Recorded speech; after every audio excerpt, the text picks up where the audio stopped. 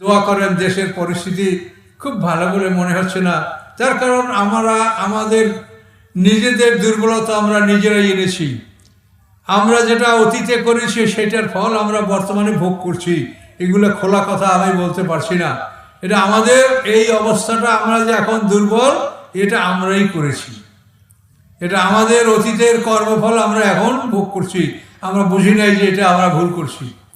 তো যাই হোক, কথা বলে কোনো লাভ নাই। আমরা আল্লাহর আইনের পক্ষে থাকবো ইনশাল্লাহ। তাতে আমাদের ভালো মন্দ যা হয় আমরা কারোর উপর জবরদস্তি করবো না, ন্যায়সঙ্গতভাবে।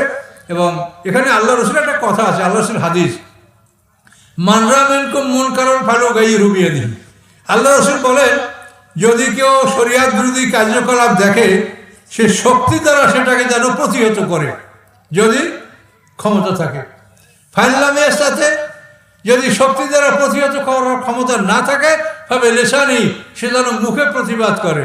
ফাইনলামিয়ার সাথে মুখে প্রতিবাদ করার ক্ষমতা যদি না থাকে, ভাবে কালবি, তাহলে মনে মনে যেন সেটার ব্যাপারে পরিকল্পনা গ্রহণ করে যে এটাকে কীভাবে দূর করা যায়, এটা কীভাবে সমাধান করা যায়, মনে মনে সে পরিকল্পনা গ্রহণ করবে।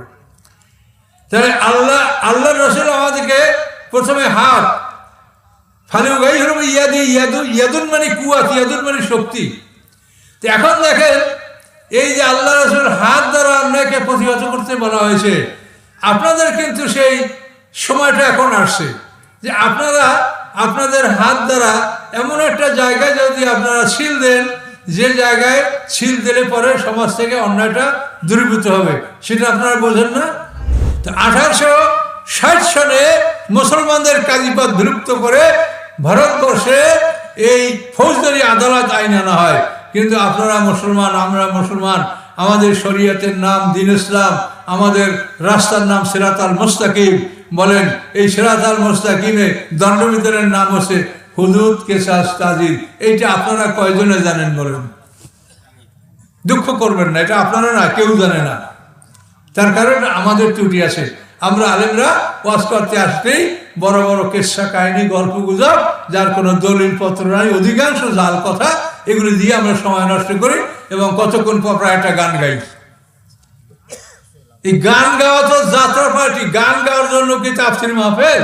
একজন বক্তা গান গাবে তাফসির মাহফিলে? বলেন তো, এগুলো কি কালচার এখন?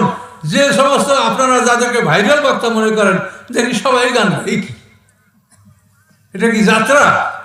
তাফসির হলো কোরআনের কথাগুলি মানুষকে বলতে হবে, কোরআনের জ্ঞান দিতে হবে যে আল্লাহ কোরআনে কি বলেছেন। তাহলে আমরা আজকে মানে অন্ধের মতো আমরা আছি। আমরা জানি না যে আমাদের সিরাত আল মুস্তাকিম যে রাস্তা, এই রাস্তাটা কি দিয়ে তৈরি বলেন? এই যে সূরা ফাতিহায় আমরা দৈনিক 32 বার সূরা ফাতিহাটা পড়ি। কতবার? 32 বার। 17 রাকাত ফরজ নামাজে 17 বার, 15 রাকাত সুন্নাত নামাজে 15 বার। তো 15 আর 17 কত? 32 বার সূরা ফাতিহাটা পড়ি। এটা কেন আল্লাহ এত পড়তে বলেছেন আমাদেরকে বলেন? এটার মধ্যেই পুরা কোরআনের, এটাকে বলে উম্মুল কোরআন, কোরআনের মা। কোরআনের সব কথাগুলি এই সূরা ফাতিহার মধ্যে আছে। এই সিরাত আল মুস্তাকিম রাস্তা ভেঙ্গে ভেঙ্গে ওরা বাইপাস শুরু করে দিয়ে সব জায়গায়। বাইপাস, এটা বুঝালে বুঝবেন। আমাকে এক ভাই সতর্ক করছে যে হুজুর, আমাদের গ্রামাঞ্চল, তো গ্রামাঞ্চল হলো আপনারা চাঁপাইনবাবগঞ্জের মানুষ, তাফসীর শোনা মানুষ, আপনারা যে বুঝবেন না এই আশা আমি করি না। আমি আশা করি যে আপনারা বুঝবেন। আর না বোঝার মতো কথা আমি ইনশাল্লাহ বলবো না, আশা করি।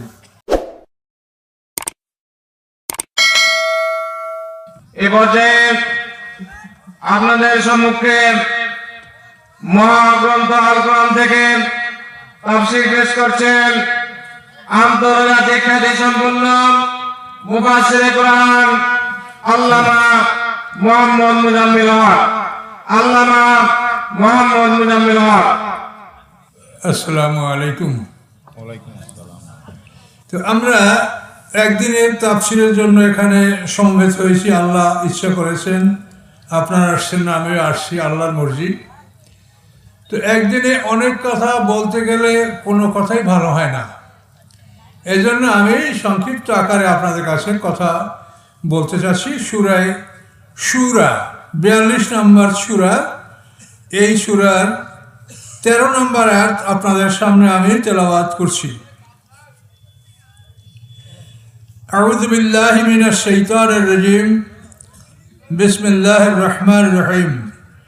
শারা লাকুম মিনাদ-দীনি মা ওয়াসা বিহি নূহান ওয়াল্লাযী আওহাইনা ইলাইকা ওয়া মা ওয়াসাইনা বিহি ইব্রাহিমা ওয়া মূসা ওয়া ঈসা আন আকিমুদ-দীন ওয়া লা তাতাফাররাকু ফীহি কাবুর আলাল মুশরিকিনা মা তাদুম ইলাইহি আল্লাহু ইয়াজতাবি ইলাইহি মান ইয়াশা ওয়া ইয়াহদি ইলাইহি মান ইউনীব। সূরা শূরা অর্থাৎ 42 নম্বর সূরার 13 নম্বর আয়াত। এই সূরায় আল্লাহ ঘোষণা করেন, আল্লাহ তাআলা তোমাদের জন্য বিধিবদ্ধ করেছেন, বিধান দান করেছেন যা কিছু তিনি ওসিয়ত করেছিলেন নূহ আলাইহিস সালামকে। নূহ আলাইহিস সালামকে যে আদেশ দিয়েছিলেন সে বিষয়ে আমাদেরকে আল্লাহ তাআলা আমাদের শরিয়ার মধ্যে সেই বিষয়গুলি অন্তর্ভুক্ত করেছেন। এরপরে আল্লাহ বলেন আল্লাযী আওহাইনা ইলাইকা, এবং আপনার প্রতি হে মুহাম্মদ সাল্লাল্লাহু আলাইহি ওয়াসাল্লাম আমি যে ওহী করেছি এগুলো আপনাদের জন্য বিধিবদ্ধ করা হয়েছে, আইনে পরিণত করা হয়েছে। আমা ওয়াসাইনা বি ইব্রাহিমা, এবং আমি যা ওসিয়ত করছি ইব্রাহিম আলাইহিস সালামকে, মূসা আলাইহিস সালামকে, ঈসা আলাইহিস সালামকে, এই সকল নবীদেরকে আমি যে আদেশ দিয়েছি সেই আদেশটা কি? আন আকিমুদ্দিন, তোমরা সবাই আল্লাহর দিন কায়েম করো, ওয়ালা তাতাফাররাকু ফীহি, দিন কায়েমের ব্যাপারে তোমরা মতভেদ করবে না। এটা আল্লাহ বলেছেন কোরআনে। তো সম্মানিত সুধী, কোরআনটাকে আল্লাহ তাআলা দিন কায়েম করার জন্য শব্দটা ব্যবহার করছেন, এখানে আপনি শুনতে পাচ্ছেন আকিমুদ্দিন। দিন শব্দ অর্থ আইন। আল্লাহ বলছেন আমার আইনগুলি সমাজে প্রতিষ্ঠা করো।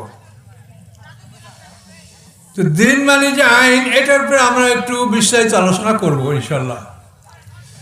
তো ইব্রাহিম, এখানে আল্লাহ তাআলা নূহ আলাইহিস সালাম থেকে আমাদের শরীয়তের সীমানাটা ধরছেন, যে নূহ আলাইহিস সালাম থেকে মূসা আলাইহিস সালাম, ঈসা আলাইহিস সালাম, ইব্রাহিম আলাইহিস সালাম, সকল পয়গম্বরদের যে বিধান ছিল, আইন ছিল, সেগুলি আমাদের জন্য আল্লাহ তাআলা আইনে পরিণত করেছেন।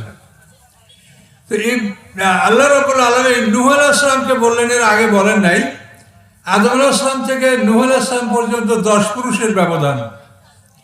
নূহ আলাইহিস সালামের পিতার নাম লামাক, তার পিতার নাম মুতাওয়াশশা, তার পিতার নাম আকনু, তার পিতার নাম ইয়ারিদ, তার পিতার নাম মাহলাবিল, তার পিতার নাম কাবেন, তার পিতার নাম বানেশ, তার পিতার নাম শীষ, শীষ আসলামের পিতা আদম আলাইহিস সালাম। তো নূহ আলাইহিস সালাম থেকে আদম আলাইহিস সালাম 10 পুরুষের ব্যবধান। এই সময়টায় পূর্ণাঙ্গ শরীয়ত ছিল না, যেহেতু পৃথিবীতে মানুষের সংখ্যা ছিল কম, ভাই বোনের বিবাহ হওয়া এটা ছিল একটা অনিবার্য প্রয়োজনে এবং কারণে। তো এই ভাই বোনের বিবাহ নূহ আলাইহিস সালাম পর্যন্ত সমাপ্ত হয়েছে। নূহ আলাইহিস সালামের কাছে আল্লাহ শরিয়াত পাঠিয়েছেন এবং ভাই বোনের বিবাহ নিষিদ্ধ হয়েছে। এই জন্য আমাদের আইনে এই নূহ আলাইহিস সালাম থেকে আল্লাহ কথাটা উল্লেখ করেছেন, তার পূর্বের কথাটা আমাদেরকে বলেন নাই, যেহেতু এই পূর্বের শরিয়াতে যা ছিল সেটা আমাদের জন্য আল্লাহ আইনে পরিণত করেন নাই। তো নূহ আলাইহিস সালাম, এরপরে জাতির পিতা ইব্রাহিম আলাইহিস সালাম। ইব্রাহিম আলাইহিস সালাম আবার নূহ আলাইহিস সালামের 10 পুরুষ পরের পয়গম্বর। ইব্রাহিম আলাইহিস সালামের পিতার নাম আজর, তার পিতার নাম সারুখ, তার পিতার নাম আরু, তার পিতার নাম ফানে, তার পিতার নাম আবের, তার পিতার নাম শালেক, তার পিতার নাম ইরফাকশাস, তার পিতার নাম এরাম, তার পিতার নাম সাম, সামের পিতার নাম নূহ। এই নূহ আলাইহিস সালামের 10ম পুরুষের পরে জাতির পিতা হযরত ইব্রাহিম আলাইহিস সালাম। আর ইব্রাহিম আলাইহিস সালামের 32 পুরুষ পরে আমাদের নবী মুহাম্মদ রাসূলুল্লাহ সাল্লাল্লাহু আলাইহি ওয়াসাল্লাম পৃথিবীতে আগমন করেছেন। তো আল্লাহ তাআলা নূহ আলাইহিস সালাম থেকে ঈসা আলাইহিস সালাম পর্যন্ত এবং মুহাম্মদ সাল্লাল্লাহু আলাইহি ওয়াসাল্লামের কাছে যে অবতীর্ণ হয়েছে, এই সমস্ত বিষয়গুলি আল্লাহ বলেছেন যেগুলি তোমাদের জন্য আমি আইন বিধান, জীবন বিধান আমি করেছি। এবং এই জীবন বিধানের মূল বিষয়টা হচ্ছে যে আমার দিন, আমার জীবন বিধান আইন, এই আইনকে তোমরা প্রতিষ্ঠিত করো। আল্লাহ জিহাদ ফরজ করেছেন, যুদ্ধ করতে বলেছেন। তার উদ্দেশ্য মানুষকে মুসলমান বানানো নয়। জিহাদের উদ্দেশ্য আল্লাহ বলেছেন ওয়াকাতিলুহুম হাত্তা লা তাকুনা ফিতনা ওয়া ইয়াকুনা দ্বীনু লিল্লাহ, সূরা বাকারা। আল্লাহ বলেন কাফেরদের বিরুদ্ধে লড়াই করো, ওয়াকাতিলুহুম হাত্তা লা তাকুনা ফিতনা, পৃথিবী থেকে ফিতনা দূরীভূত না হওয়া পর্যন্ত তোমরা কাফেরদের বিরুদ্ধে লড়াই করো। ওয়া ইয়াকুনু দ্বীনু লিল্লাহ, এবং একমাত্র আইন যেন আল্লাহর হয়। এটা সূরা বাকারায় বলা আছে। সূরা বাকারায় বলা আছে ওয়া ইয়াকুনা দ্বীনু কুল্লুহু লিল্লাহ, অর্থাৎ সমস্ত পৃথিবীতে যেন আল্লাহর দ্বীন প্রতিষ্ঠিত হয়। আল্লাহর দ্বীনের মধ্যে হিন্দু, মুসলমান, খ্রিস্টান, বৌদ্ধ সকলের জন্য সুব্যবস্থা আছে। আল্লাহর দ্বীন শুধু মুসলমানদের জন্য নয়, এই আইনে সকলের জন্য ধর্মীয় স্বাধীনতা আল্লাহ তাআলা বজায় রেখেছেন। এই দিনটা শুধু মুসলমানদের জন্য নয়।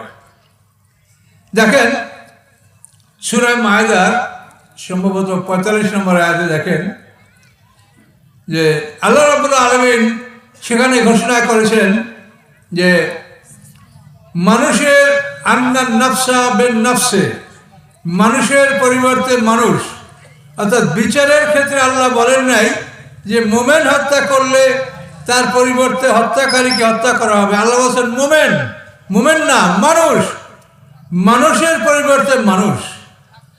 এখানে মুসলমান, হিন্দু, খ্রিস্টান, বৌদ্ধ বলেন নাই। যে কোনো মানুষ খুন হলে সে বিচার পাবে। তো এই বিচার আইন কানুনগুলো কি, এটা আমি আলোচনা করব আপনাদের সামনে ইনশাল্লাহ। তো আগে দিন মানে আইন, এই কথাটা আমি একটু বলতে যাব আপনাদের কাছে। দিন মানে আইন, আর দিন মানে প্রতিদান। সূরা ফাতিহায় বলা হয়েছে মালিক ইয়াউমিদ্দিন। এখানে এই দিন শব্দের অর্থ প্রতিদান, প্রতিদান দিবস। অর্থাৎ আমরা যে আমল করেছি এর প্রতিদান আল্লাহ তাআলা আমাদেরকে একটা দিনে আমাদেরকে দিবেন। সেই দিনটা সম্পর্কে আল্লাহ বলেছেন, সেটা হলো মিকদারু 50 আলফা সানা, 50,000 বছরের সমান একটা দিন। সেই দিনে আল্লাহ আমাদেরকে প্রতিদান দিবেন। তো ফাতিহায় যে বলা হয়েছে মালিক ইয়াউমিদ্দিন, তো এই দিনের অর্থ হলো প্রতিদান দিবস। আল্লাহ তাআলা প্রতিদান দিবসের মালিক, তিনি সেই দিনে আমাদের প্রতিদান দিবেন। আমাদের প্রাপ্য পরিপূর্ণরূপে তিনি সেই দিন দান করবেন। অবিশ্বাসীদের যে যা করেছে তার প্রতিদান সেদিন সে পাবে। মালিক ইয়াউমিদ্দিন। আবার দিন শব্দের অর্থ আনুগত্য, এটাও আছে। তো সম্মানিত শুধু আমরা এখানে শুধু দিন মানে আইন, এই বিষয়টা আলোচনা করব। তো এই বিষয়টা আলোচনা করতে গেলে হযরত ইউসুফ আলাইহিস সালামের জীবন থেকে কিছু কথা আমাদেরকে বলতে হবে ইনশাআল্লাহ। ইউসুফ আলাইহিস সালামকে, তিনি একজন পয়গম্বর। তার পিতার নাম ইয়াকুব আলাইহিস সালাম। ইয়াকুব আলাইহিস সালামের পিতার নাম হলো ইসহাক আলাইহিস সালাম। ইসহাক আলাইহিস সালামের পিতার নাম হলো ইব্রাহিম আলাইহিস সালাম। তাহলে ইব্রাহিম আলাইহিস সালামের পুত্র ইসহাক আলাইহিস সালাম, অর্থাৎ ইব্রাহিম আলাইহিস সালামের দ্বিতীয় পুত্র। ইব্রাহিম আলাইহিস সালামের প্রথম পুত্র হলো ইসমাইল আলাইহিস সালাম।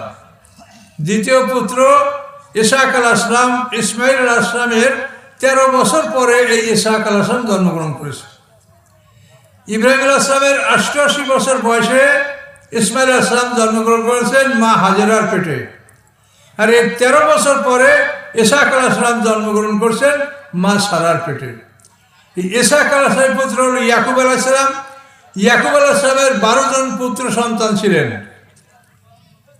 ইউসুফ আলাইহিস সালাম, বিনিয়ামিন, এরা 2 ভাই 1 মায়ের। এর মায়ের নাম ছিল রাহিল। আর ইয়াহুদলাবিরা 10 ভাই, তাদের মায়ের নাম হচ্ছে লাইয়া। লাইয়া এবং রাহিল এরা 2 জন আপন বোন ছিলেন। সেই যুগে আপন 2 বোনকে বিবাহ করা যায়ছিল।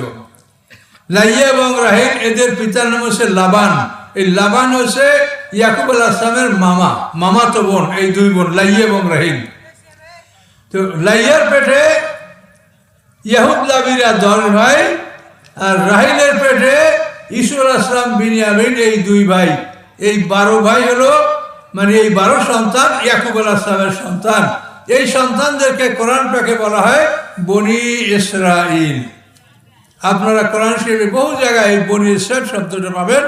বনি মানে সন্তান, ইসরাইল হলো ইয়াকুব আলাইহিসসালামের অপর নাম। ইয়াকুব আলাইহিসসালামরা যমজ দুই ভাই ছিলেন, ইয়াকুব এবং আয়েজ। তো ইয়াকুব আলাইহিসসালাম সম্পর্কে ব্যাপক আলোচনা কোরআনে আসে, কিন্তু আয়েজের আলোচনাটা কোরআনে তেমন আসে নাই। এই আয়েজের বংশ থেকে আপনারা আইয়ুব নবীর নাম শুনেছেন। আইয়ুব নবী যাকে আল্লাহ তাআলা রোগ ব্যাধি দিয়া পরীক্ষা করেছিলেন, এই আইয়ুব নবী হযরত এই আয়েজের বংশধর। ইয়াকুব এবং আয়েজ, আয়েজ বড়, ইয়াকুব হলো ছোট, দুই ভাই যমজ। তো সম্মানিত সুধী, আমরা দিন মানে আইন এই কথাটা হযরত ইউসুফ আলাইহিস সালামের জীবন থেকে আপনাদের কাছে আমি বলতে চাচ্ছি। ইউসুফ আলাইহিস সালাম হলেন ইয়াকুব আলাইহিস সালামের পুত্র। ইউসুফ আলাইহিস সালামকে সূরা ইউসুফ নামে একটা সূরা আছে কোরআনে, এবং আল্লাহ এই সূরাটাকে বলেছেন আহসানুল কাসাস, সবচেয়ে সুন্দর কাহিনী। আহসানুল কাসাস সূরা ইউসুফ। তো এই সূরাটার আমরা আংশিক আলোচনা করব। ইউসুফ আলাইহিস সালাম কুয়ার থেকে আল্লাহ তাআলা তাকে মুক্তি দিলেন। মালিক বিন জার তাকে মানে পানি তুলতে গিয়া কুয়ার থেকে তিনি তাকে তুলেছিলেন। মিশরে তাকে বিক্রি করা হয়েছিল। মিশরের কেতফির, মিশরের প্রধানমন্ত্রী তাকে খরিদ করেছিলেন। এরপরে জুলাইখার ষড়যন্ত্রী ইউসুফ আলাইহিস সালাম জেলে ঢুকেছিলেন। এরপরে তিনি রাজার স্বপ্নের ব্যাখ্যা দান করার কারণে তিনি জেল থেকে মুক্তি লাভ করেছিলেন। এরপরে ইউসুফ আলাইহিস সালাম মিশরের রাজা হয়েছিলেন। তিনি মিশরের যখন রাজা হয়ে গেছেন, তো কথাটা সংক্ষিপ্ত বলতে গেলে কষ্ট হয় যে ইউসুফ আলাইহিস সালাম যে স্বপ্নের ব্যাখ্যা করেছিলেন, সেই স্বপ্নের ব্যাখ্যা ছিল যে 7 বছর প্রচুর ফসল ফলবে, তারপর 7 বছর দুর্ভিক্ষ হবে। মিশরের রাজা যে স্বপ্নটা দেখেছিলেন, ভয়ঙ্কর স্বপ্ন, যে নীল নদী, এই নীল নদ পানিতে থই থই করে ভরছে। নীল নদটা কোথায়? এটা মিশরের মধ্যে নীল নদ। এই নীল নদীর মোহনা হলো আলেকজান্দ্রিয়া, ভূমধ্য সাগরে আলেকজান্দ্রিয়া। তো আলেকজান্দ্রিয়া কোথায়? এটা হচ্ছে আপনি নীল নদীর মোহনা থেকে আপনি যদি ইয়াতে যান, অর্থাৎ পোর্ট সৈয়দ, তারপরে আলেকজান্দ্রিয়া। আলেকজান্দ্রিয়া আগে হলো পোর্ট সৈয়দ সামুদ্রিক বন্দর, এরপরে আলেকজান্দ্রিয়া। এই আলেকজান্দ্রিয়া নীল নদীর মোহনা, এবং এটা সুদানের 2টা শাখা হয়েছে, এবং এটার উৎপত্তি স্থান হলো দক্ষিণে ভিক্টোরিয়া জলপ্রপাত। মিশরের ভিতর থেকে এই নদীটা প্রবাহিত। তো মিশরের রাজা স্বপ্নে দেখে নীল নদী পানিতে ভরা। সেই পানির ভিতর থেকে 2টা গাভী বের হয়ে আসে। তাদের ওলানে খুব দুধ, এবং দুধ ঝরঝর করে পড়ছে, খুব সুন্দর। মুহূর্তের মধ্যে নীল নদী শুকিয়ে গেছে। শুকিয়ে যাওয়ার পর নদীর মধ্যে শুধু কাদা দেখা যাচ্ছে।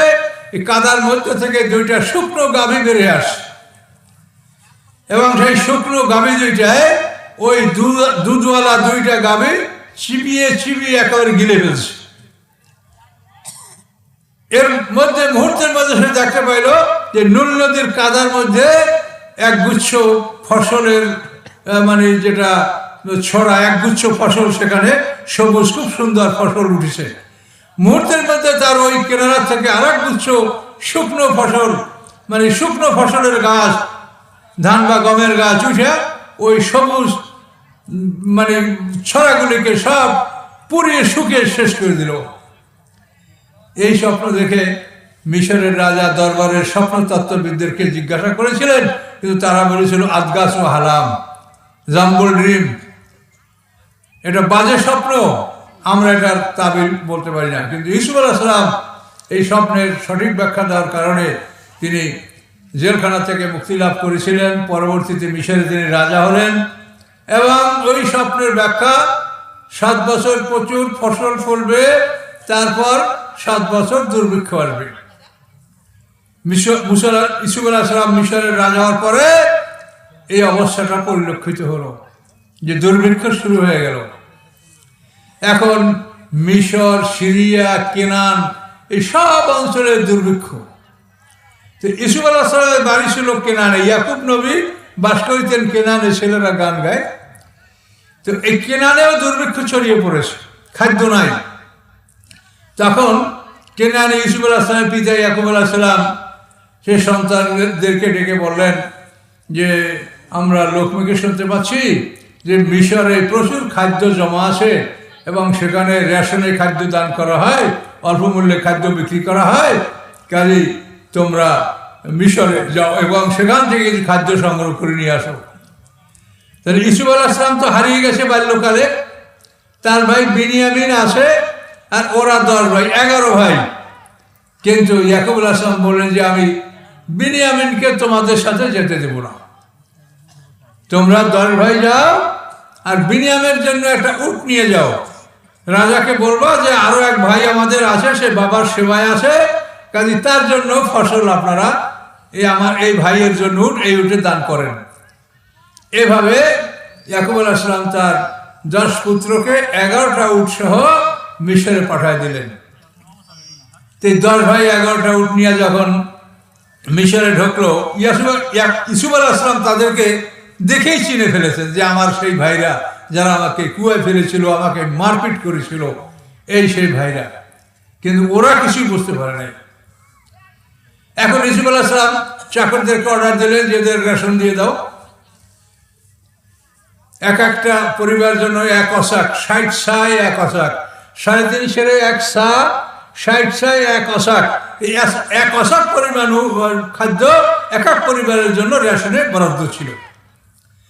এখন 10 ভাইয়ের জন্য 10টা উট, কিন্তু একটা উট অতিরিক্ত। ইউসুফ আলাইহিস সালাম জিজ্ঞাসা করে যে এটার জন্য আপনারা এই উট কেন নিয়ে আসেন খালি? তখন তারা বললো যে আমাদের আর একটা ভাই আছে। বল তাকে কেন আনেন নাই? এই জন্য আনি নাই যে ওই ভাই আর একটা ভাই ছিল, ছোটকালে তাকে বাঘে খেয়ে ফেলেছে, এই জন্য আব্বাই ওকে বিনিয়ামিনকে কোথাও যেতে দেয় না, নিজের কাছে রাখে, সেই জন্য আমরা তাকে নিয়ে আসতে পারি নাই, তার জন্য এই উট নিয়ে আসি, এই উটে তার রেশনটা আপনি অনুগ্রহপূর্বক দিবেন। ইউসুফ আলাইহিস সালাম বললেন যে এবার তোমাদের কথা বিশ্বাস করে তোমাদের ভাইয়ের রেশনটাও আমি দিব, কিন্তু পরবর্তীতে যখন আসবে তখন তোমরা ওই ভাইকে তোমাদের নিয়ে আসবে, যদি না নিয়ে আসো আমি মনে করব তোমরা মিথ্যাবাদী, এই দরবারে তোমাদের জন্য আর রেশন মাপার কোনো ব্যবস্থা হবে না এবং তোমরা আমার কাছেও আসতে পারবে না। ফালা কায়দা লাকুম ইনদি ওয়ালা তাকরাবুন, কোরআনের ভাষা। ওরা বললো সানুরাবিদু আন্না আবা ওয়া ইন্না লাফাইলুন, যে আমরা অবশ্যই বাবাকে বুঝিয়ে বলবো, আশা করি আমরা এই কাজ করতে সক্ষম হব। তো ইউসুফ আলাইহিস সালাম চাকরদেরকে বললেন যে এই কেনানি কাফেরা তাদের রেশনের মূল্য বাবদ যে টাকাগুলো দিয়েছে এগুলি তাদের একটা বস্তার মধ্যে গোপনে ঢুকাই দাও। তার কারণ ওরা বাড়িতে গেলে কোথায় টাকা পাবে, কতদিন বসে আসবে, এই টাকাগুলি যদি ওরা পায় তো অল্প সময়ের মধ্যে ওরা আরেকবার মিশরে আসবে, তখন আমার ভাইকে নিয়ে আসবে, আমি আমার ভাইকে দেখতে পাবো।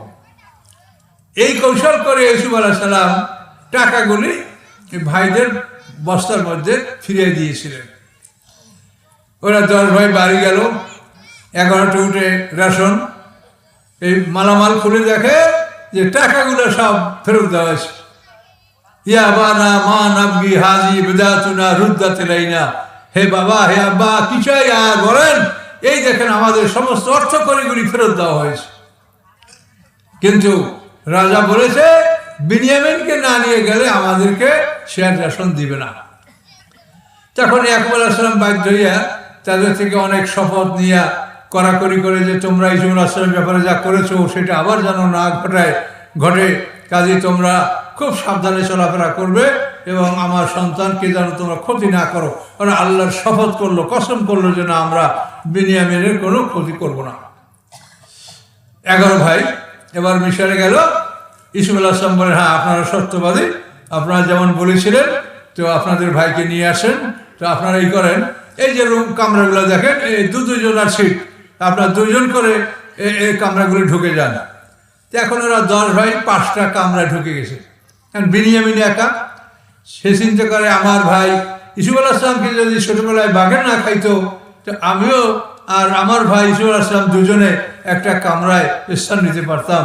কাজে ওরা 10 ভাই 5টা রুম দখল করলো, আমি কি করব। তো ইসু আলাইহিসসালাম ওদেরকে বললেন যে আপনাদের একজন মেহমান উদ্বৃত্ত, তাকে আমাদের দায়িত্ব দেন, আমরা তার জন্য ব্যবস্থা করছি। তো বললেন ঠিক আছে করেন। তখন ইসু আলাইহিসসালাম এই বেনিয়ামিনকে বাড়ির মধ্যে তার রাজ দরবারে নিয়ে গেলেন। নিয়ে তারপরে এখন খানা এনেছেন 2 ভাই, ইসু আলাইহিসসালাম বেনিয়ামিন 1 প্লেটে খানা খাবে। এখন বেনিয়ামিন ঘাবড়ে গেছে যে মিশরের রাজা, আমি একজন ফকিরের সন্তান, রাখাল, আমার পরিবার হলো রাখাল পরিবার, তারা পশুপালন করে, তা আমি রাজার সাথে একসঙ্গে খানা খাবো, এটা কেমন করে হতে পারে। এখনো খানায় হাত দেয় না। এখন ইসু আলাইহিসসালাম বলে যে বেনিয়ামিন খানা শুরু করো। তো তখন বেনিয়ামিন বলে যে ভাই, যে মহারাজা, রাজা আপনি মিশরের, তো আমি কি করে খানা খাবো। আমার আরেকজন ভাই ছিল, তার নাম ইউসুফ, সেই ভাইয়ের চেহারা আপনার মতো ছিল, আমার সেই ভাইটাকে ছোটবেলায় বাঘে খেয়ে ফেলেছে, কাজে আপনাকে দেখে আমার ভাইয়ের কথা মনে পড়েছে, আর আপনার সাথে আমার খানা খাইতে আমি তো সাহস করতে পারছি না। তখন ইসুফ আলাইহিস সালাম বললেন যে আমি তোমার ভাই, তোমার ভাইকে বাঘে খায় নাই। বলার পরে 2 ভাই কান্নাকাটি করলেন। অনেক সময় কান্নাকাটি করার পরে 2 ভাই একসঙ্গে খানা খেলেন। বেনিয়ামিন বলল যে ভাই, যে কোনো বললে আপনি আমাকে রেখে দিবেন, আমি আর ওদের সাথে যাব না। ইসুফ আলাইহিস সালাম বললেন যে তোমাকে আমার রাখতে হয়, যে তোমাকে একটু অপমান কিন্তু করতে হবে, আমি অপমান করব।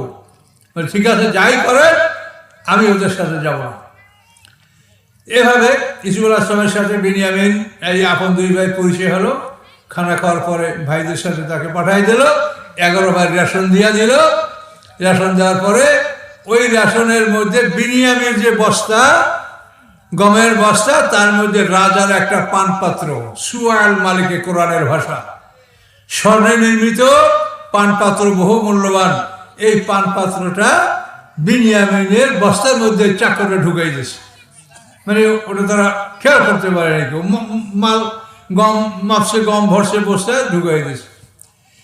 এভাবে যখন তারা মিশর থেকে রওনা করলো, কিছু দূর চলে আসার পরেই পিছন থেকে তাদেরকে ডাক দেওয়া হলো, ইয়া আইয়ুহাল ঈরু ইন্নাকুম লাসারিকুন, ও ক্যারাভ্যান, ও কাফেলা, তোমরা চোর।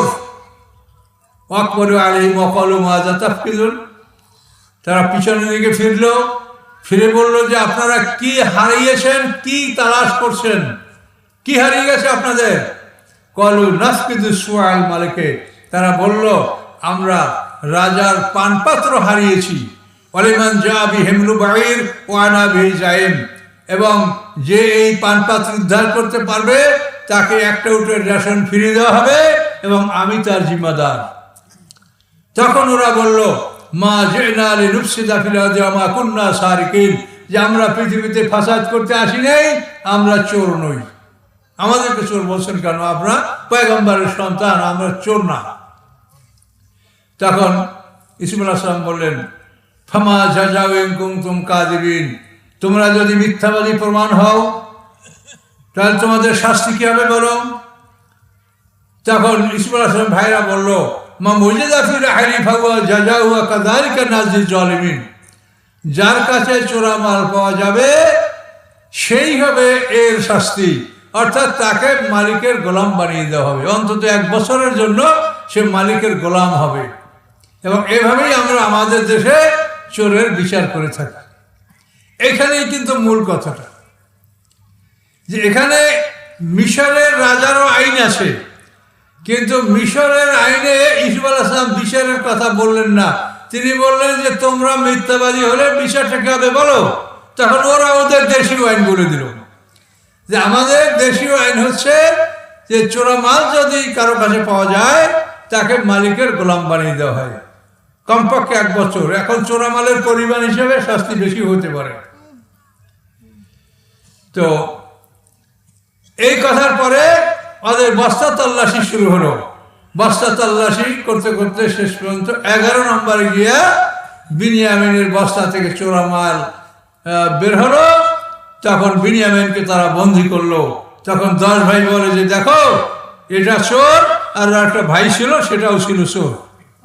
এই আছে ফাঁকা সারা কাকুল্লাহ কাবল কোরআনে আয়াত, যে ও যদি এখন চুরি করে তো একটা ভাই ছিল, সেটাও ছিল চোর। ফাসাররা ইউসুফের নাফসি, ইউসুফ আলাইহিস সালাম এই কথাটা মনে গোপন করে রাখলেন, তিনি তার ওদের কথার জবাব দিলেন না।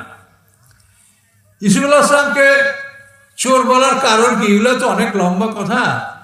ইউসুফ আলাইহিস সালামকে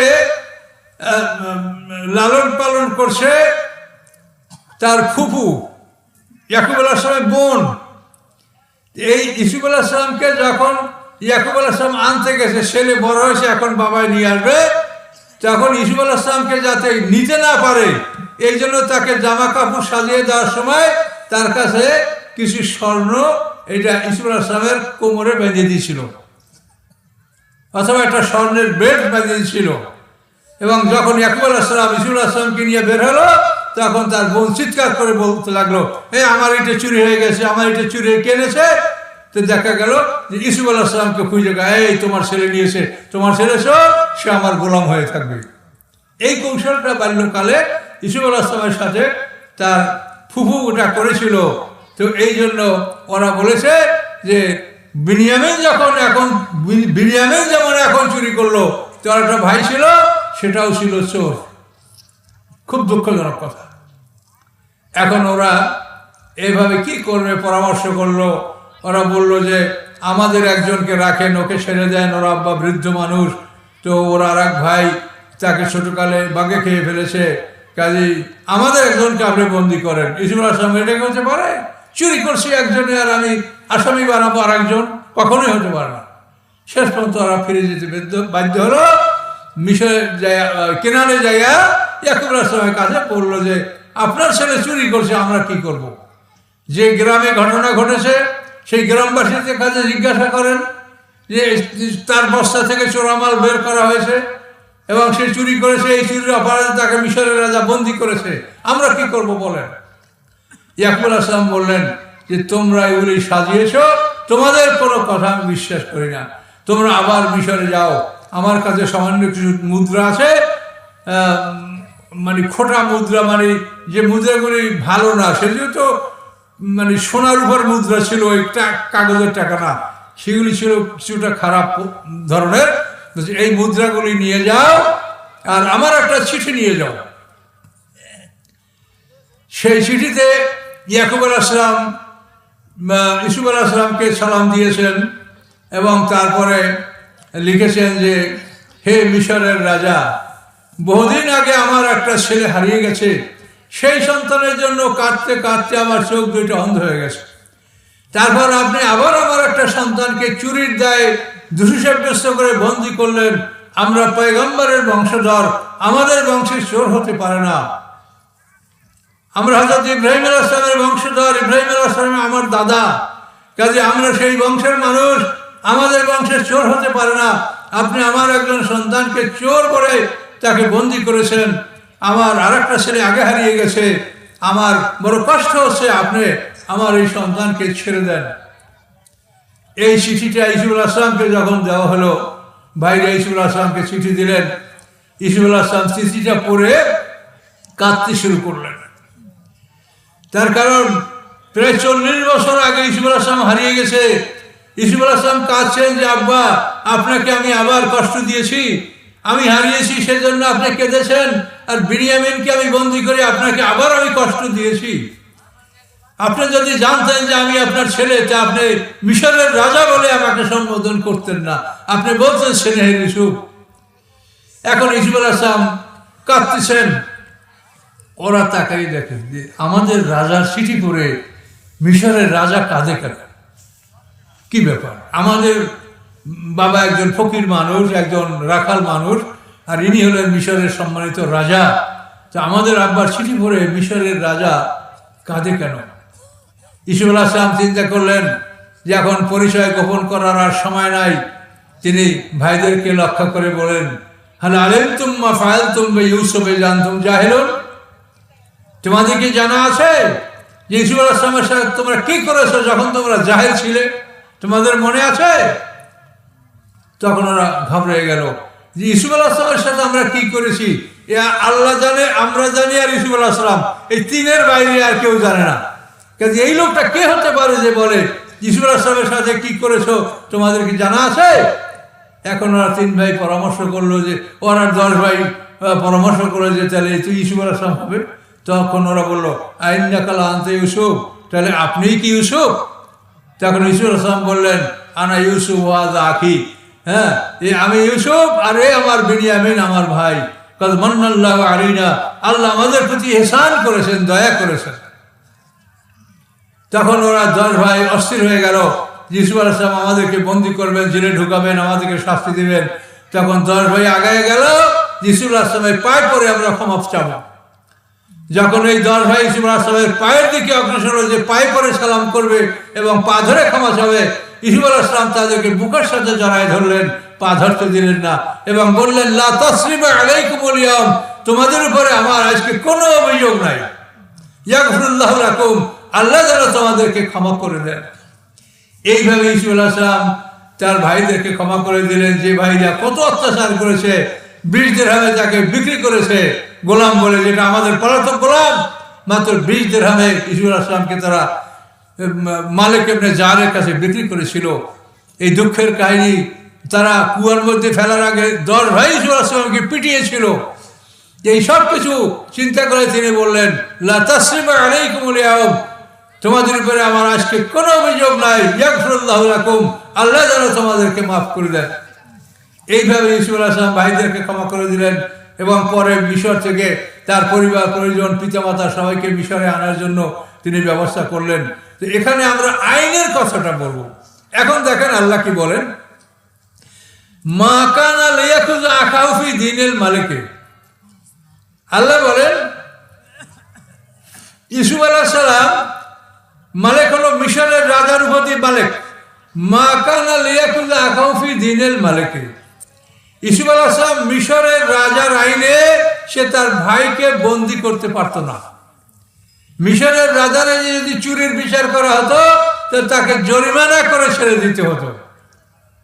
তাকে বন্দী করার আইন এটা মিশরে ছিল না। এই বন্দী করার আইন হলো, গোলাম বানানোর আইন হলো এটা কেনানে। এই জন্য ইউসুফ আলাইহিস সালাম কৌশল করে বলেছেন যে আপনারা বলছেন আপনারা চোর না, যদি আপনাদের মাঝে চোর পাওয়া যায় তাহলে বিচারটা কি হবে?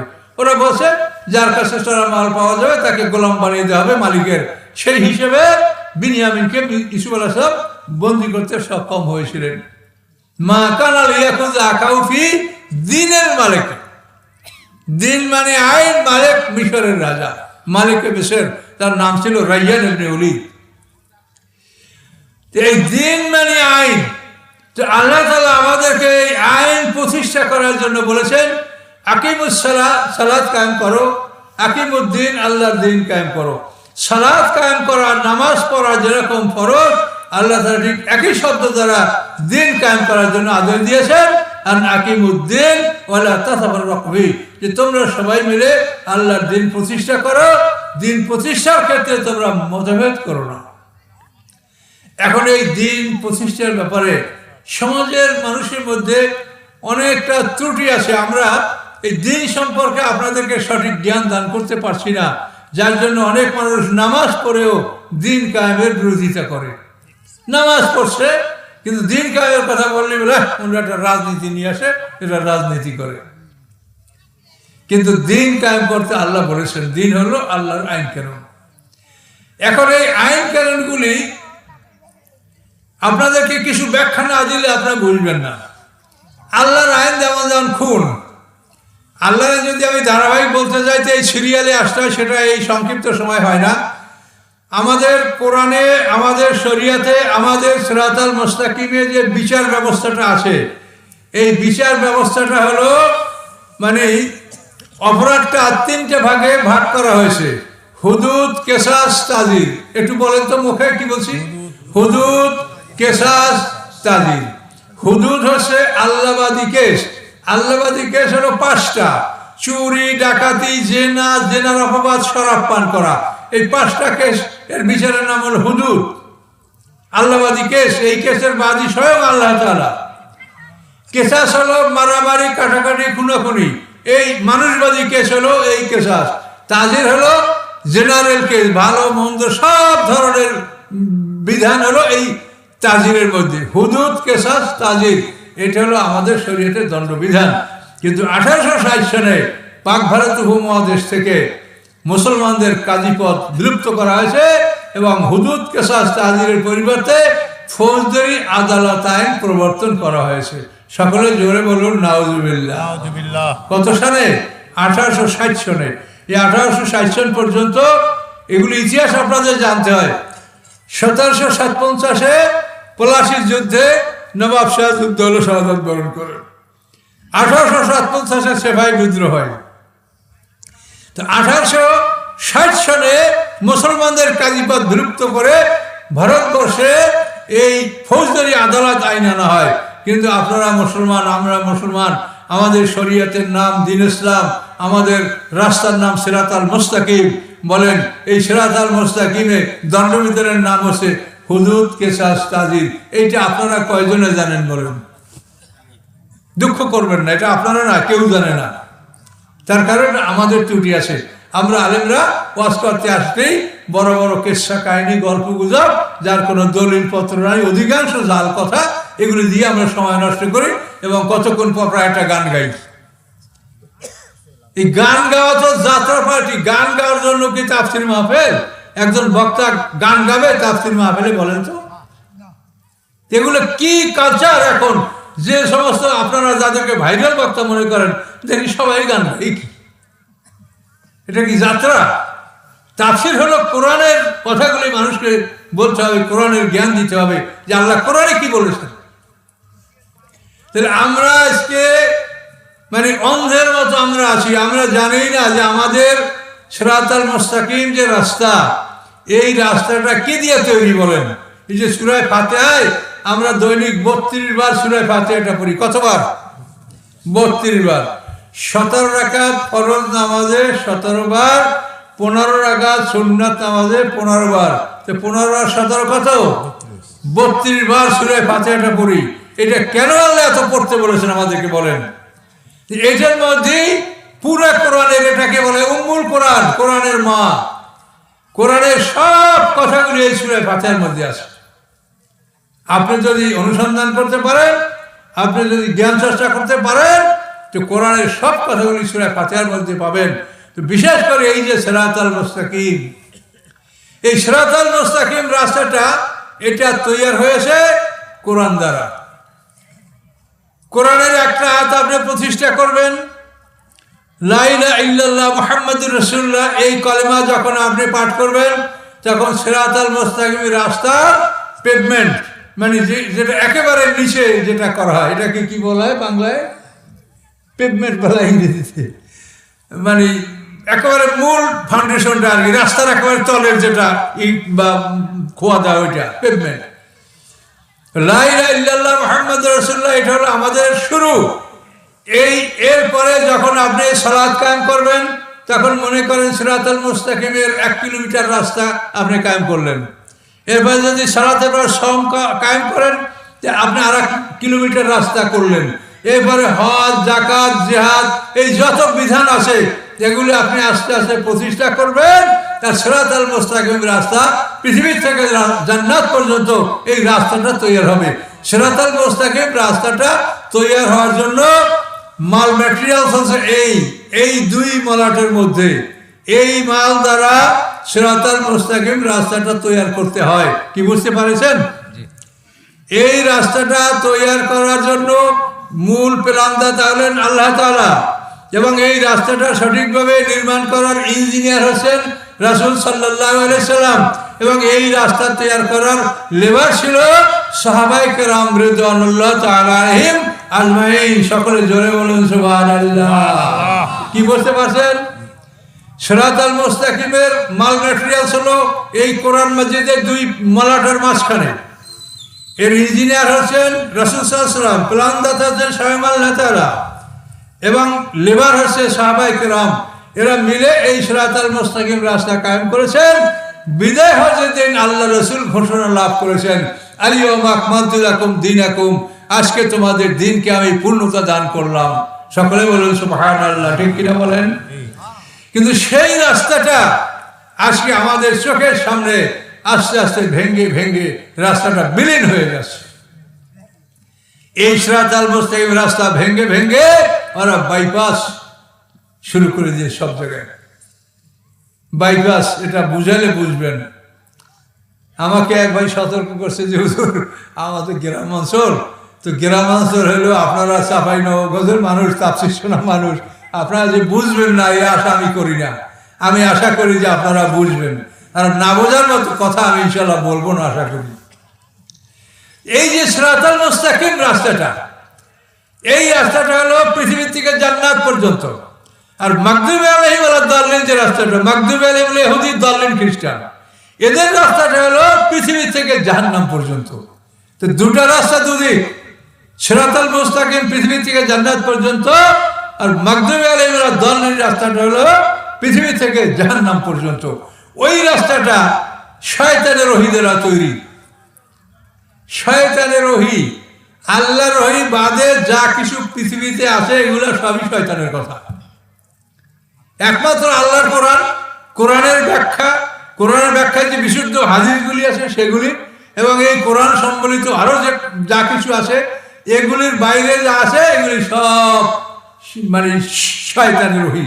শয়তানের ওহী সম্বন্ধে আপনি কোরআন পাকে দেখবেন, সূরা আনামের 121 নম্বর আয়াতে আল্লাহ বলেছেন, ওয়াইন্না শায়াতিনা লা ইউহুনা ইলা আউলিয়াইহিম লিউজাদিলুকুম। শয়তানেরা শয়তানের বন্ধুদের কাছে ওহী পাঠায়।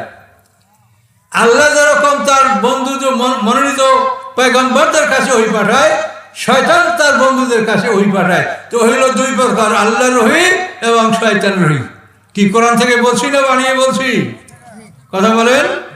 কোরআন। ওয়াইন্না শায়াতিনা, আমার ওই আলাদা ছোট ছোট বইগুলো কিনবেন। বড় বই যদি না কিনতে পারেন তো ছোট ছোট বইগুলো কিনবেন। এইসব বইতে আমার এগুলোর ব্যাখ্যা খুব সুন্দর করে দেওয়া আছে।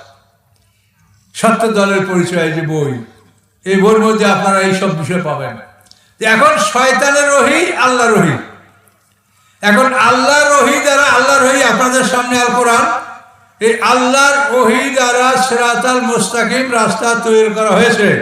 আর শয়তানের ওহী দ্বারা সিরাতাদ দাল্লিন, মাগদুবি আলাইহিম ওয়ালাদ দাল্লিন, দুইটা রাস্তা। একটা হলো মাগদুবি আলাইহিম, এটা হলো ইহুদিদের, আর দাল্লিন হলো খ্রিস্টান। এই দুইটা রাস্তার কথা বলা হয়েছে, এর থেকে আমাদেরকে দূরে থাকতে বলা হয়েছে, এই দুইটা রাস্তাকে আমাদেরকে না করতে বলা হয়েছে। এই দুইটা রাস্তা যেন আমরা স্বীকৃতি না দেই। এখন এই দুইটা রাস্তা দুদিকে, কিন্তু আমাদের এই সিরাতাল মুস্তাকিম রাস্তাটা কাফেররা, মুশরিকরা, ইহুদিরা, খ্রিস্টানরা আস্তে আস্তে রাস্তাটা ভেঙে ভেঙে ওরা বাইপাস করে দিচ্ছে। কিভাবে আপনারা বলবেন? এই আইনের দিকটা যেটা বলছি সেটা দেখেন। আমাদের সিরাতাল মুস্তাকিম রাস্তায় আইন হচ্ছে কি? হুদুদ, কিসাস, তাজির। আর ওদের আইন হলো ফৌজদারি আদালত। আপনারা হুদুদ, কিসাস, তাজিরের নাম কি জানেন? বা এইটার সম্বন্ধে কোনো ব্যাখ্যা আপনাদের কাছে আছে? নাই। কেন নাই? এই জন্য আমরা 1 নম্বরে দায়ী, 2 নম্বরে আপনারা দায়ী। আমরা 1 নম্বরে দায়ী কেন? যেহেতু আমরা আলেম হয়েই আসি। আর আপনারা দায়ী এই জন্য যে আপনারা কেন শিখলেন না, এটা তো বলা হয় না যে শুধু মাওলানা সাহেবরাই শিখবে, আমরা শিখবো না, এটা বলা আছে। এই জন্য আমরাও দায়ী, আপনারাও দায়ী। আমরা শিখেও আপনাদেরকে বলছি না, আর আপনারা শেখেন নাই। তো এই জন্য আল্লাহর কাছে যেতে হলে শোনেন, বিচারের দিনটা 50,000 বছরের সমান একটা দিন। আমি একটা ছোট্ট বই লিখেছি, আমাকে বহু লোক অনুরোধ করে যে 50,000 বছরে 50টা পর্ব আপনারা ওয়াজ করেন, এই পর্বটা কি? তখন আমি অনেক চিন্তা করে এই পর্বটা 50টা পর্বে 50টা আয়াত উল্লেখ করে আমি ছোট্ট একটা বই লিখেছি। আপনাদের জন্য বইটা নিয়ে আসি আমি, কয়েকটা 10টা বই, যে 50,000 বছরের সময় একটা দিন, এই দিনে আমাদেরকে আল্লাহ বিচার করবেন। আপনারা ঘাবড়াবেন না। 50,000 বছর মানে 50 দিন। তার কারণ পরকালের একটা দিন হলো 1000 বছরের সমান। ওয়াইন্না ইয়াওমান ইনদা রাব্বিকা কাআলফি সানাতিন মিম্মা তাউদুন। আল্লাহ বলেন তোমরা যেভাবে গণনা করো সেভাবে পরকালের একটা দিন হলো 1000 বছরের সমান। তো 50,000 বছরে 50 দিন, তাহলে বিচারের মাঠটা 50 দিনে এটা কমপ্লিট হবে। কথা বুঝতে পারছেন? আমরা জান্নাত জাহান্নাম যেখানে আল্লাহ নিয়ে যান, ওই 1000 বছরের সমান দিন। এখান থেকে চলে যাওয়ার পরে এই 24 ঘন্টার দিন আর আপনি দেখবেন না জীবনে। 50,000 বছরের সমান দিন। এই দিনে আল্লাহ বিচার করবেন, কিন্তু এই দিনে আমরা এই কোরআন নিয়ে আমাদেরকে প্রশ্ন করা হবে। এই কোরআনে যা বলা আছে এগুলি সম্পর্কে জিজ্ঞাসা করা হবে, এর বাইরে আপনার কোনো প্রশ্ন করা হবে না। প্রত্যেক উম্মতের বিচার করা হবে, সেই উম্মতের প্রতি যে নবী আসে, সেই নবীর কাছে যে আসমানি কেতাব আছে, এই কেতাব দ্বারাই প্রত্যেক উম্মতের বিচার করা হবে।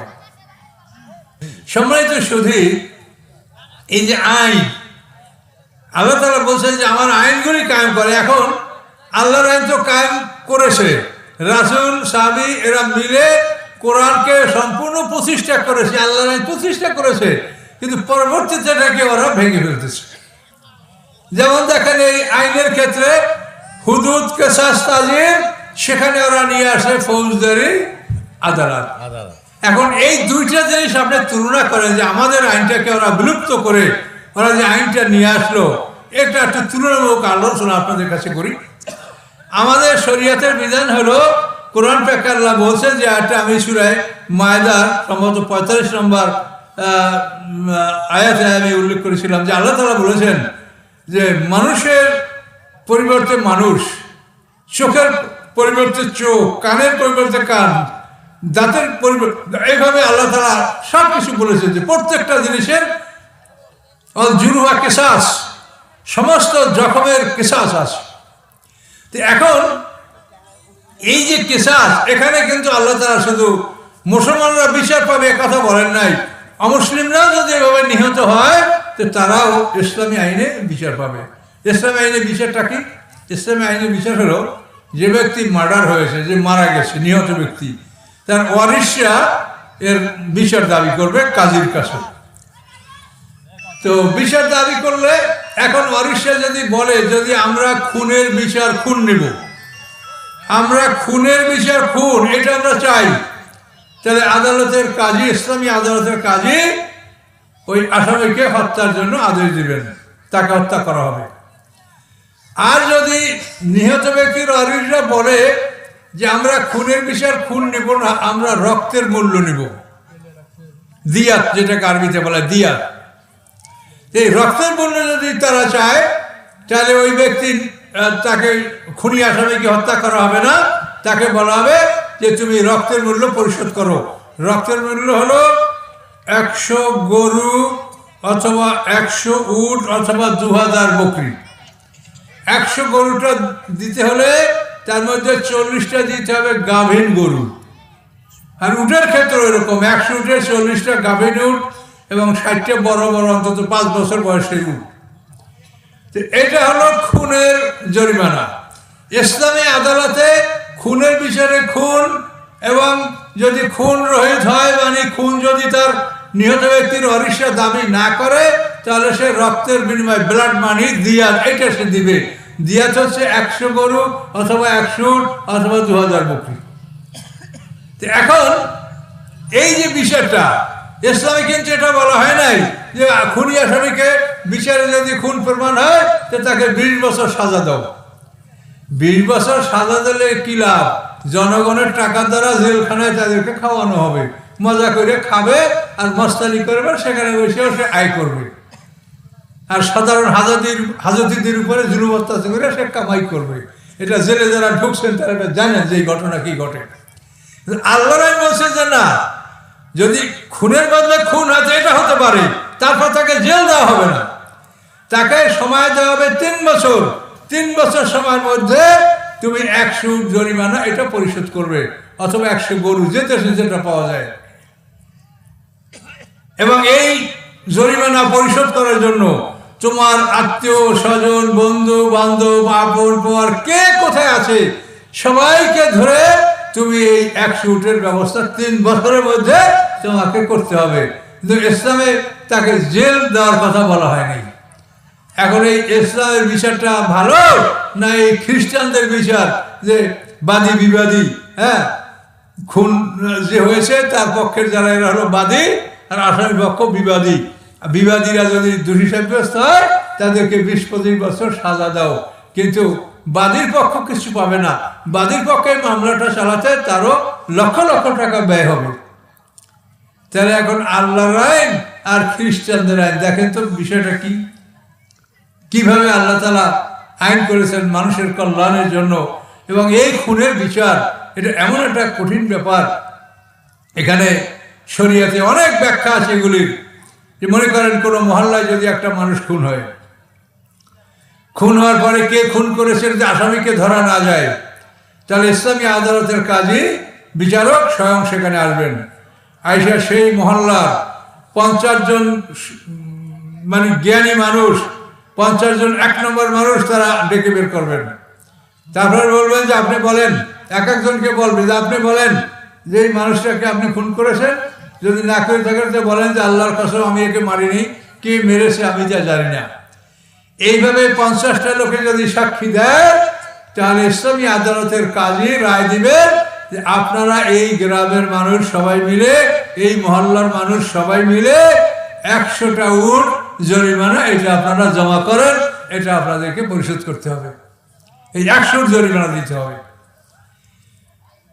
এইভাবে যদি কোনো মহাসড়কে নদীতে কোনো লাশ পাওয়া যায়, যে লাশের হত্যাকারীর কোনো সন্ধান পাওয়া যাচ্ছে না, তখন ইসলামী রাষ্ট্রের গোয়েন্দা বিভাগ যদি হত্যাকারীকে শনাক্ত করতে পারে ভালো, আর যদি না পারে তো রাষ্ট্রীয় কোষাগার থেকে নিহত ব্যক্তির ওয়ারিসদেরকে 100 এটা তাদেরকে জরিমানা পরিশোধ করতে হবে। এবং আল্লাহ রসুলের জীবনী আপনারা পড়ে দেখেন যে আল্লাহ রসুলের জীবনী আল্লাহ রসুল এভাবে কাফের মুশরিকদের খুনের জন্য দিয়াত দিয়েছেন।